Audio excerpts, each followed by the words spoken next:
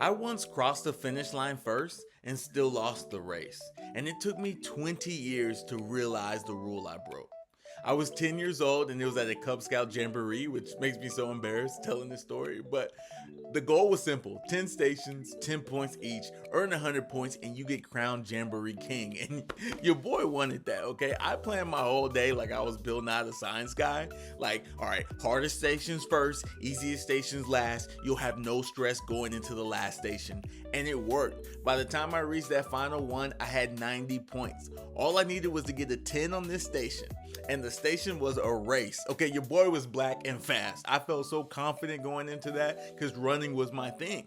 I look over, the kid next to me, smaller, slower, nervous, white, and when the whistle blew, I took off, man. I was flying.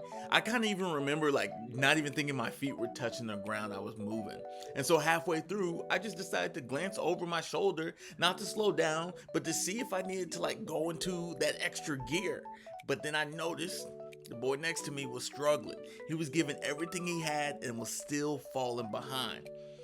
So I did what my people do. I looked over and I kind of like encouraged him. I was like, come on, bro. Like, we got this. Push. Baby, push. And so we crossed the line kind of close together. Like, I beat him by a hair. I made it look good. I was feeling good too. Until the judge handed out the scores. He got a 10. I got a 9. And when I asked the judge why, he looked at me and said, you didn't try your hardest. That moment broke me, all right?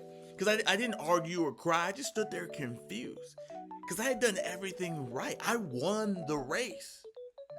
And that bothered me for years. Because after I would always replay that moment wondering like, should I have not helped him? Was that a mistake?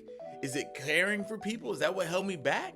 Should I have been focusing on myself and been more selfish? Would that have got me into the school I wanted? Would that have got me to play the sport I wanted? The girl I wanted? Would I have got Jamboree King?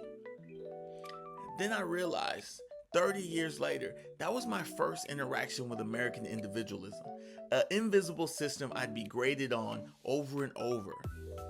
And it wasn't until I was deep into diversity and inclusion work, trying to understand why good people keep talking past each other, that's when I finally learned the rule of individualism. The highest virtue isn't care. It's maximizing everything you have, personal effort. You're judged not just on outcomes, but on whether you push yourself as far as possible. Think David Goggins, right? Helping someone else, even out of kindness, I don't know. That looks like you're holding back. And suddenly that day at the Jamboree made so much more sense. I wasn't wrong for caring. I was just being graded by a moral language I didn't yet speak. That realization changed how I saw America, because so many of our conflicts aren't good and evil. They're just translation gaps between different moral systems. Are you an individualist or a collectivist, right? Where some people, they spend their whole day training to ask, did you do everything you could? And others are trained to ask, did you look out for the people around you?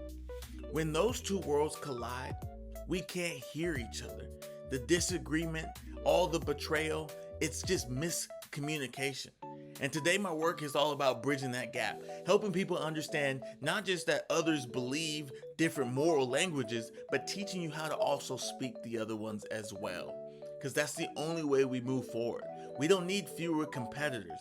We just need more people who know how to run alone and know when to lift someone else up.